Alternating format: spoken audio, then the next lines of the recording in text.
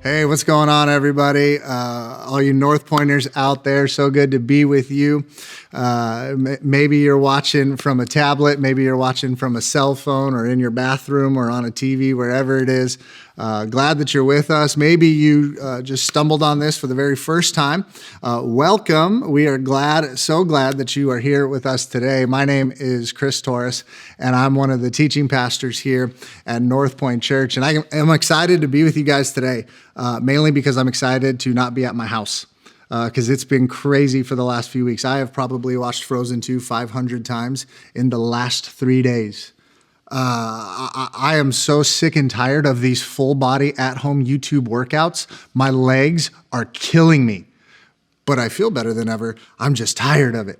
And the truth is this, is that the foundations of life as we know it are beginning to change. And that's kind of what I wanted to talk to you guys a bit about today is foundations. About a year and a half ago, my son, he's about 2 years and a half, right around that age, and we bought him an IKEA table and chairs for his birthday. Now, these were really cute, almost impossible to set up, as is all IKEA furniture.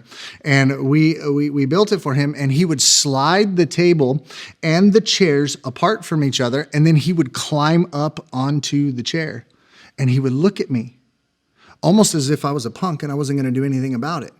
Now, I'm a big fan of love and logic and letting reason and life teach you on its own. So I don't have to get mad. I don't have to yell. I just wait. Now, my son, he's looking at me with this look, and we do this several days in a row. Now, one day he slides the table over to the chair. And he climbs up, and he gets that same look in his face, and he looks right at me. And I just sit there. And then he decides to take it a step further, literally a step further. He goes and he puts his foot up onto the table. And he's looking at me like, Dad, what are you going to do? And I'm sitting there like, man, this is going to be fun. See, in my house, we have this thing. Whenever I stand up, my sons think I'm going to chase them. And so I'm like, well, let's get this process going. You gonna learn today, son. So as he puts his foot on the chair and looks at me, I jump up from the chair and I'm like, Hezzy! And he goes running, or at least he tries. He pushes one foot and it kicks the table out, and with the other foot, he kicks backwards and the chair goes out and he goes whack. And you know what happened that day? Dad got in a lot of trouble.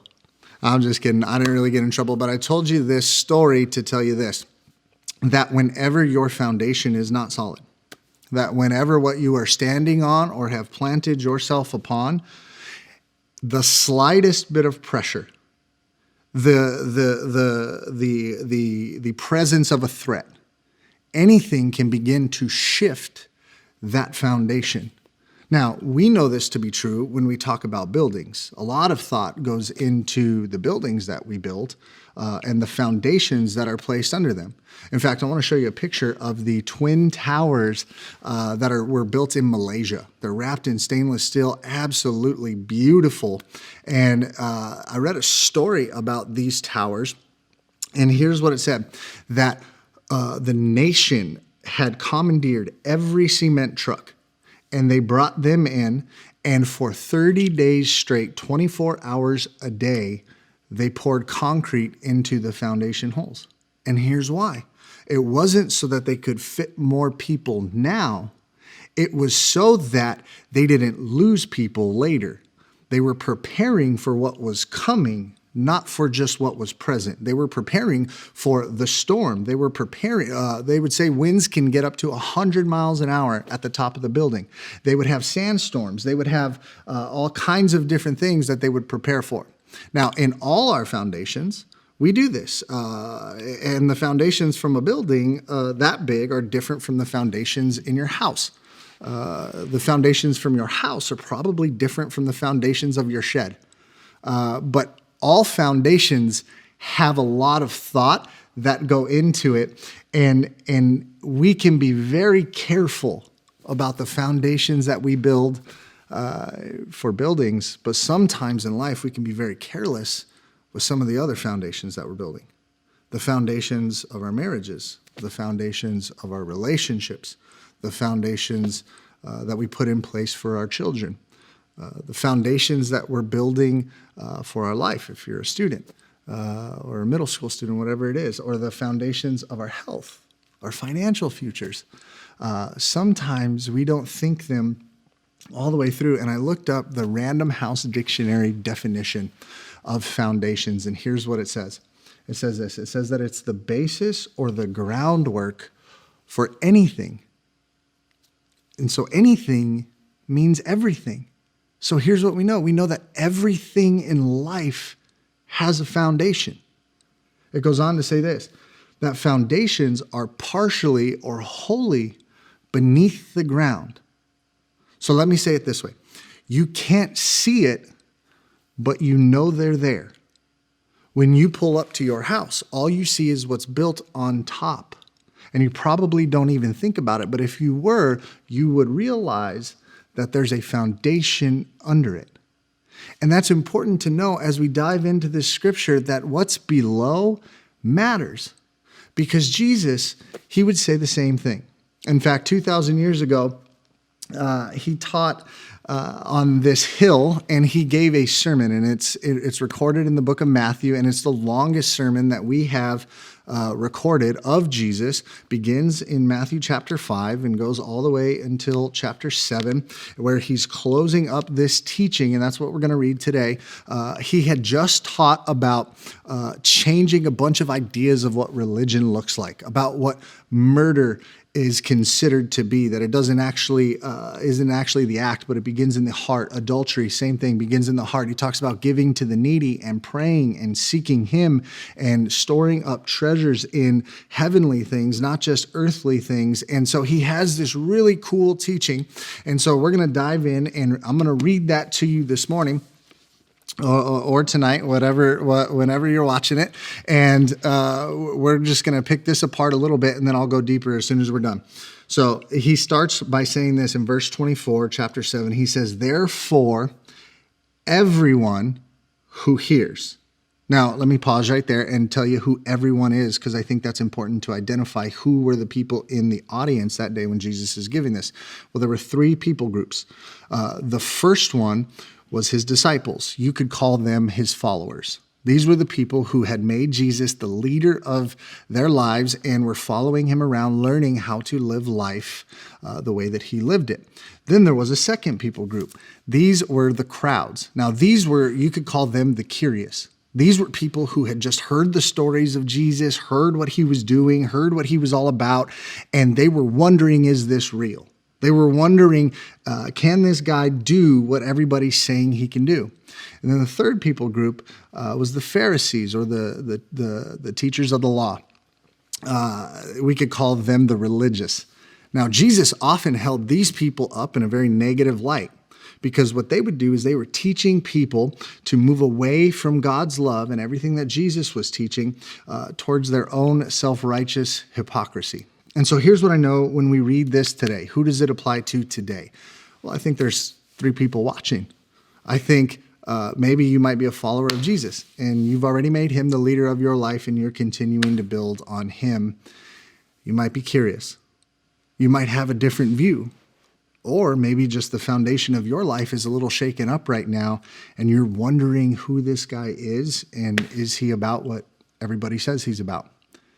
Or maybe what you've done is you've found yourself in the other group, and you've built on some foundations of moral behavior, or just trying to be the best person that you can be, and you're starting to realize that that doesn't have the answer for all of life's questions, and sometimes it can't sustain itself.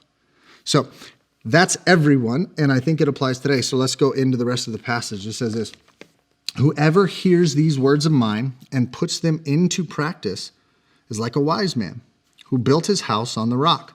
The rain came down and the streams rose and the winds blew and beat against the house, yet it did not fall because its foundation was on the rock. But everyone who hears these words of mine and does not put them into practice, well, they're like a foolish man who built their house on sand. The rain came down and the streams rose and blew and beat against that house, and it fell with a great crash. So here's what I want you to do. If you've got something to write with or you're following along on our YouVersion app with the notes, here's what I want you to write down. That this is a story about two men who have two different foundations. Two men with two different foundations. And it's the story, write this down too, of a wise man and a foolish man.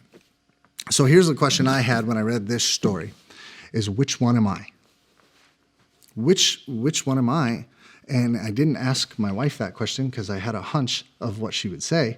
But I just asked the question, and then I asked this, what determines whether I'm one or the other? Because according to this passage, the wise man is not determined by his education or his different degrees or how many years. The wise man is actually determined by his location and where he chose to build. So it doesn't have anything with the educational background, has everything to do with the foundation of where he built his life. Now, I looked up the word wise according to this passage in the Greek English New Testament dictionary, and here's the definition. Literally means to think. To think. According to this passage, it means to think before he builds. Here's another part of the definition, that you would consider. That you would consider. See, a wise man, they think about all the foundations that they're building in life. They don't just happen to stumble through it. They think prior to it. They consider what's now and what could be. You know, moving back to a building, there's so much thought that goes into a building in the foundations. So much thought as to even the density of how the dirt has to be packed and how deep they have to go, even like to how much weight they could sustain, all the big ones, but even down to the finer details of how they mix the concrete and the ingredients that go into that. And so here's what I know is that oftentimes it's easy to consider the big ones, but we can forget the small things about the foundations that we build. I used to live in California, and I would go to Six Flags amusement park. And when I would get there, this one day, I was prepared to ride all the big rides. I hopped on the Riddler and went spinning crazy. I rode the Batman and then the Superman, and I went up backwards, and I was having a blast. The Kawasaki or the Ninja or whatever that other one is called. And it was awesome. And then I got on the Wonder Woman. And you know what the Wonder Woman did? Spun in a circle. I didn't even think about it, and I got on it, and you know what? It hit me so hard. I got sick as a dog. I got off of that ride, and I couldn't ride anything else. I was done. And here's what I'm trying to tell you, is that I had prepared for the big things, but it was the small one that I didn't even consider was the one that hit me the hardest. And here's what I know about the foundations in our life. It's often easy to consider. When you step into a marriage, it's easy to consider that you don't want to commit adultery. But we forget about the small decisions in there, who we're talking to, the things that we're looking at or watching that we don't often consider that could lead to that. When we are a student, we might be thinking that we just want to get the homework done, and we don't consider the fact that we could get caught if we cheat. And it's the small things that oftentimes catch up to us, like our finances. Everybody considers that the fact that they don't want to be broke. But oftentimes we don't pay attention to how we spend $5 here or there or on these different things. And like I said, it's the small things that can hit us. Now, I looked up the foolish person as well. Now, this definition, let's do this. Don't get mad at me for the words. And let's just pretend that every time when you hear a message and you think, oh, they got to hear this, that person that you're thinking of, let's just pretend that we're talking to them, okay? The definition is this: silly. They're silly. Implying that this person is silly to build on sand.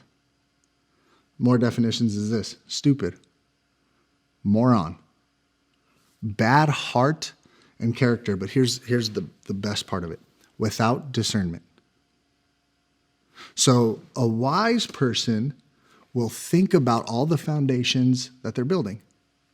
But a foolish person, they don't even realize that they're building. And what's great about this passage is no matter what they're doing, both people, they're building.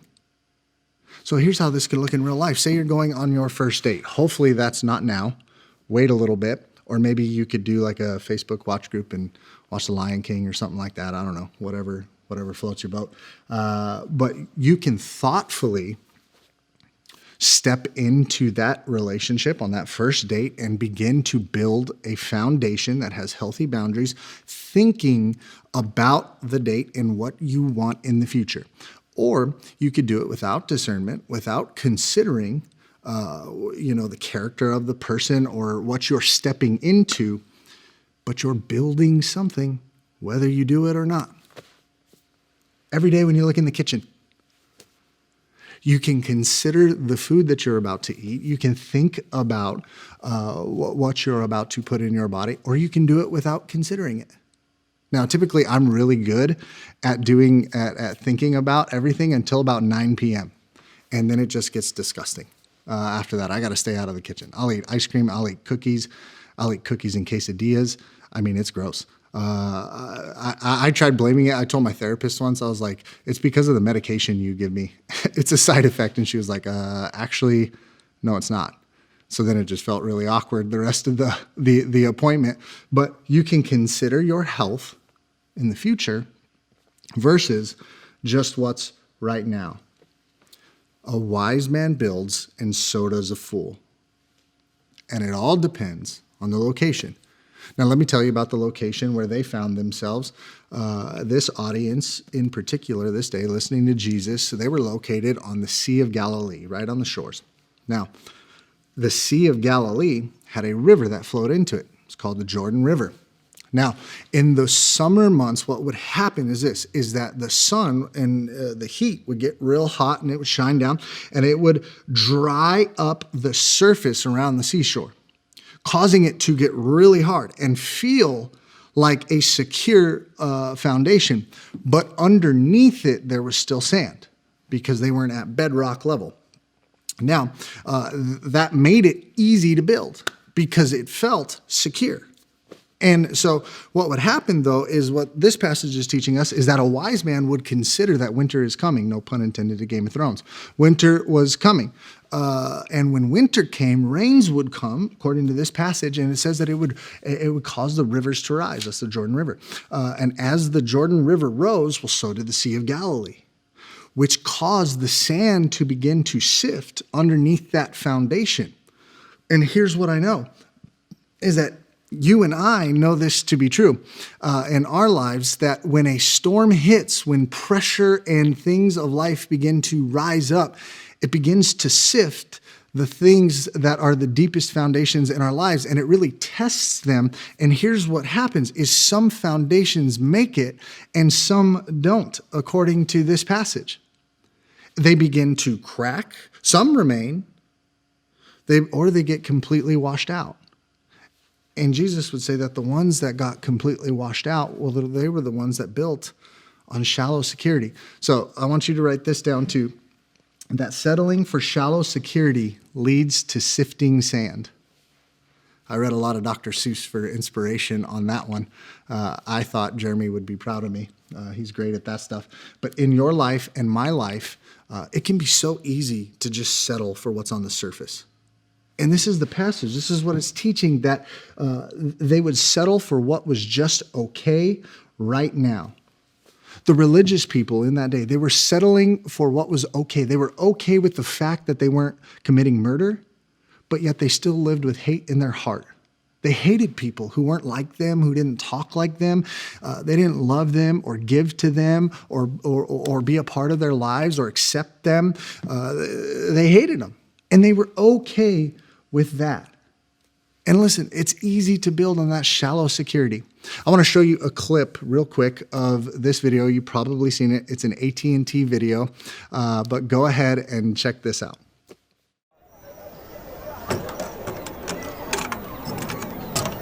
Is this ride safe? Assembled it myself last night. Think I did an okay job. Just okay? What if something bad happens? We just moved in the next town. Just okay is not okay, especially when it comes to your network. So AT&T has built an entire marketing scheme around this idea that just okay is not okay. And listen, in your life, in my life, we don't have to settle for just okay. I don't want a just okay marriage. I don't want a just okay career. I don't want a just okay walk with Jesus. We don't have to settle for what's just okay in the deepest foundations that we're building. Now, let me talk to the middle school students and the high school students for just a second. I don't know if you know this, but every decision you're making right now is building a foundation for what the rest of your life is going to look like. For me, here's what I built on when I was in high school. I built on popularity. I built on people's opinions of me. I built on my own insecurities. And when I was 23, you know what I realized? That my entire life was falling apart because the foundation that I had built upon wasn't able to withstand anything. I was on drugs. I was facing time in jail. I had been in a car accident that almost took my life. I had been in some of the worst situations, and it was all because I didn't consider what it was I was building upon. I didn't realize that I was building a foundation, but a wise man builds, and so does a fool. And so here's what I want to say is this, is you may be thinking, wherever you're watching from, okay, well, how do I do this? How do I build? Well, if you were to turn to this same story in the book of Luke, he adds a couple of words to the wise man that I think are really important. He adds the words that he dug down deep. And I think that's important. He dug down deep. He didn't just settle for the shallow surface, and he didn't settle for the sand or what was below it. He dug until he reached the bedrock, and sometimes that was up to 10 feet deep, which means that it was hard work. Shallow surfaces, that's not hard work. You can build everything that's just okay for right now. But to reach a solid foundation, it takes hard work. So write this down. You can work hard now or get hit hard later. You can work hard now or you can get hit hard later. I used to work out to this song. I don't know what they call it, a cadence or something like that, but it's a military thing where, like the drill sergeant. Well, here you can hear it. You're listening to it right now as we speak. But yeah, one of those things where and it would pump me up. Hard work, everybody doing it. I'd put it on, I'd drink my pre-workout, I'd start to sweat, my face would get real tingly, and I'd run into the gym and I would hit this circuit workout, and I'd be done in 10 minutes. Done in 10 minutes, like on the floor, feeling like I want to puke, and I would quit. I would give up. And here's why. Because I allowed a moment of excitement, a song, a feeling to pump me up, but I wasn't considering the future. See, had I been, so say for instance, I was training for a UFC fight. I was about to step in the ring with Conor McGregor or one of those guys in about a month. I probably wouldn't stop that workout because I would be considering the hit I would take in about a month. See, when you build, if you consider the hit you're going to take in the future, it'll be able to help you not quit now. And it takes hard work. The Message version of this passage says that the foolish person, he skipped the foundation altogether. He skips it. And I think that's a perfect way to define no matter which interpretation you're reading, because if it gets washed out anyway, what was the point? I want you to imagine this. I don't know if you've ever been house shopping, but I recently have been in the last year. And, you know, typically what I do is I find myself in neighborhoods and on websites where I'm about $300,000-$400,000 out of my price range.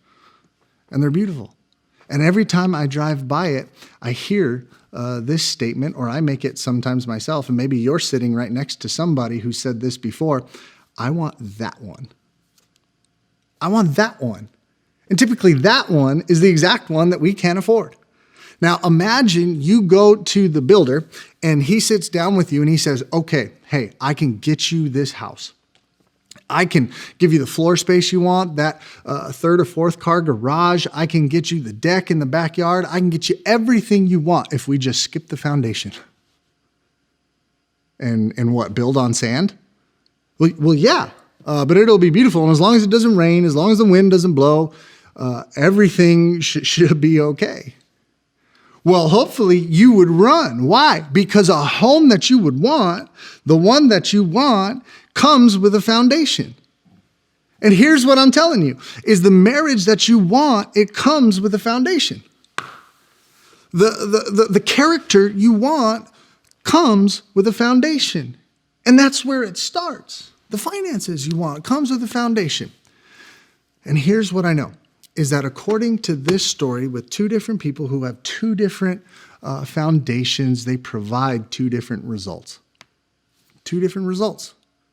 Both build, they get hit with the same storm, but two different results. Here's what I know, is that two different people who've built two different foundations can get the same doctor's report and walk out of it with two different responses. Two people can get laid off from the same job at the same time and have two different responses. Two people can get hit with a tragedy and come out of it with two different results. Couples can fight over the same exact thing and have two different results. And it's all determined by the foundations that they've built. So, two questions I want you to ask yourself. First one is this, is what am I willing to lose if a storm hit? If life happened to change? I think that's a good time to ask that. Second question, maybe a better one, when a storm does hit, what do I want to remain standing? What is it that I still want to have after the trials? And here's what Jesus is saying in this passage.